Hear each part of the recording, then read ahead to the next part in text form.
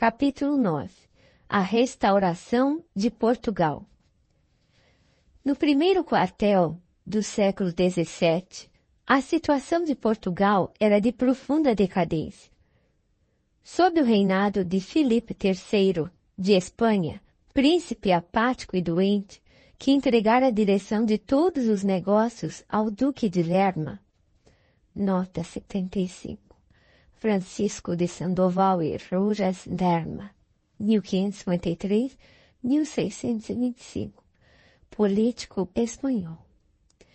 Os esplendores das conquistas portuguesas haviam desaparecido. Aquele povo minúsculo e heróico, cuja coragem acendera nova luz em todos os departamentos de trabalho do Ocidente, encontrava-se agora reduzido a quase penúria.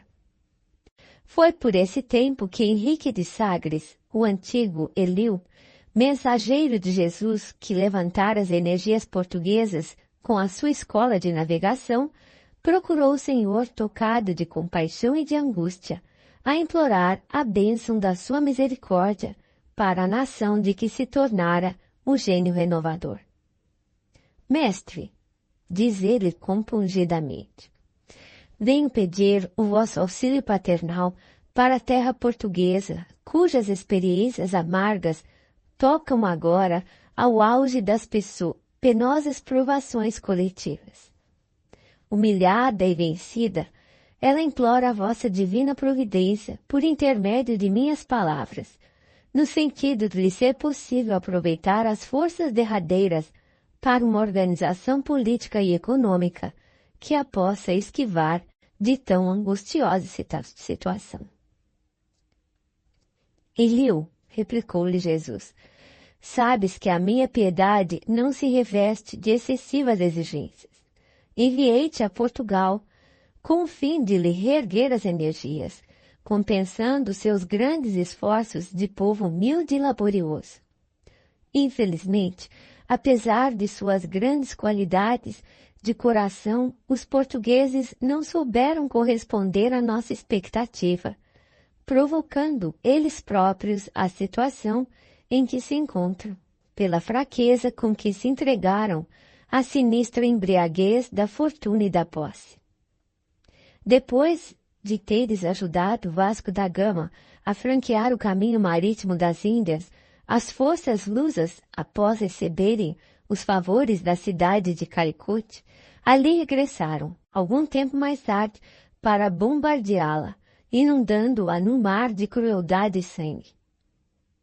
No Brasil, onde lançamos os fundamentos da pátria do Evangelho, introduziram o tráfico de homens livres, forçando as falanges de Ismael a destender todos os esforços possíveis para que as ordens divinas não se subvertessem pelas iniquidades humanas. Em Lisboa, permitiram a entrada do terrível Instituto da Inquisição, que comete no mundo todos os crimes em meu nome, que deveria ser para todas as criaturas um sinônimo de brandura e de amor.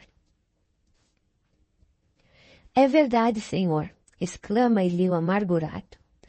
Quando o primeiro português aprisionou, nas Canárias, alguns pobres africanos para vendê-los como escravos aos brancos da Europa, ordenei fossem imediatamente repatriados, enchendo-se-me o coração de amargura após tantos entusiasmos no período dos descobrimentos, quando eu vos confiava no Restelo, nota 76, região histórica situada na zona ocidental de Lisboa.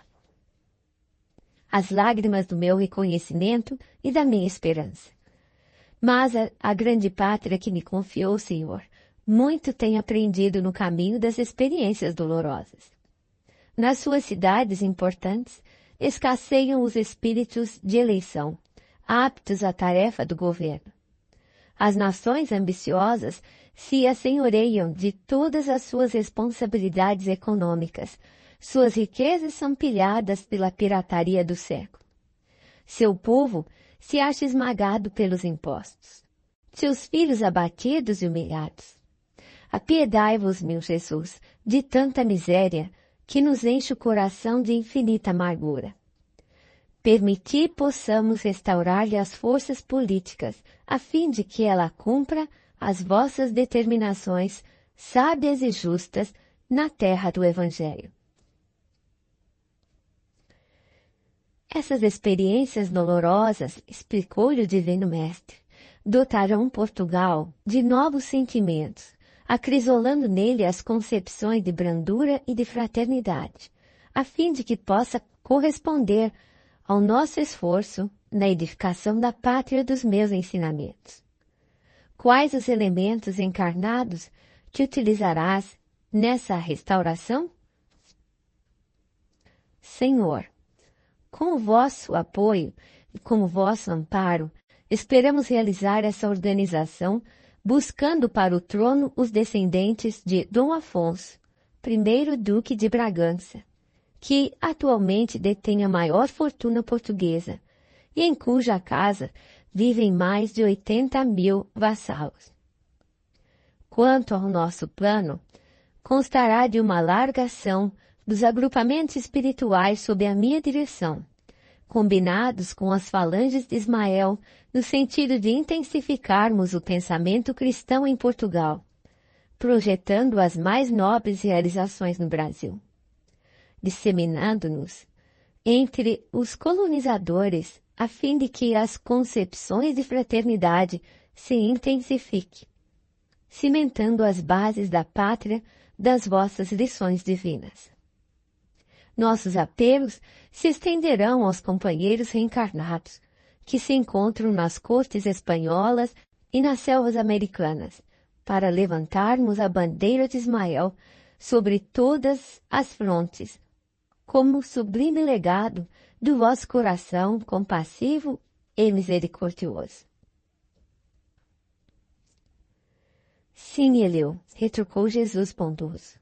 Teu plano se realizará com a minha bênção, efetuando-se essa ação espiritual conforme a idealizas. Temos, no entanto, de considerar que os elementos a serem utilizados são os mais representativos. Porém, não constituem os mais necessários. Não acho que a Casa de Bragança esteja preparada espiritualmente para a sublime realização. Todavia, somos obrigados igualmente a reconhecer que pesadas trevas invadem atualmente todas as atividades políticas da terra, e tu te esforçarás por ampará-la nos grandes deveres que assumirá neste e nos próximos séculos.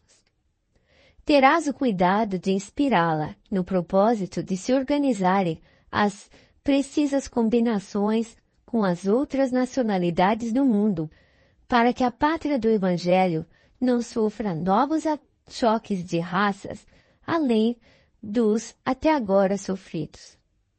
Bem sabes que, enquanto os homens não se integrarem no conhecimento pleno da minha doutrina de amor e de fraternidade, os tratados comerciais serão os necessários jogos de interesses a equilibrarem as ambições em proveito dos setores da verdadeira evolução espiritual. Auxiliarei os teus empreendimentos com a minha misericórdia, pedindo a nosso Pai que se digne de guardar-nos sob o palio de sua bondade infinita. Henrique de Sagres organizou as suas falanges e, em 1640, Portugal era restaurado, subindo ao trono Dom João IV, chamado dos seus regalos e prazeres de Vila Viçosa para os cuidados do reino. Ao cabo de um período de lutas ferrenhas, a restauração se consolida na Batalha de Montijo, e a grande nação do Ocidente prossegue em seu labor, abençoado por Jesus na formação da pátria do Cruzeiro. Sob a orientação do mundo invisível, Portugal estabelece tratados comerciais, entre eles alguns como o de Methuen, nota 77, tratado assinado entre a Inglaterra e Portugal, 27/12/1703. Pelos seus termos, os portugueses se comprometiam a consumir os têxteis britânicos e, em contrapartida, os britânicos os vinhos de Portugal, que mais tarde se verificou ser ruinoso para a indústria portuguesa, mas colocava o Brasil a salvo de lutas com o poderio da Inglaterra. Toda uma ação espiritual se conjuga harmoniosamente nessa época e as falanges de Ismael e de Eliu buscam, no silêncio e na obscuridade, o grande coração de Antônio Vieira, que se constituiu poderoso organismo mediúnico para as revelações de suas verdades. Vieira toma posição ascendente na corte de Dom João IV, nota 78, 21º rei de Portugal, 1604-1656, primeiro da quarta dinastia, fundador da dinastia de Bragança. E daí a algum tempo, contra a vontade do soberano, que desejava conservar a sua palavra de sabedoria e de amor junto do seu coração, o grande missionário embarca para o Brasil. Sua voz, saturada de suave magnetismo, ilumina todas as consciências, esclarecendo todos os corações. Em momento de sagrada eloquência, exclama ele: no Evangelho de Jesus, ofereceu o demônio todos os seus reinos pela posse de uma alma. Mas no Maranhão, não é necessário ao demônio tanta bolsa para comprá-las todas. Basta acenar o diabo com um tijupar de pindoba e 2 tapuias para que seja adorado com ambos os joelhos. E não foram poucos os senhores que, tocados dessas claridades divinas, cuja origem profunda estava nas lições de Ismael e seus abnegados mensageiros, correrem às suas propriedades, envergonhados do crime de manter escravos os seus irmãos e devolverem para sempre aos pobres cativos a liberdade.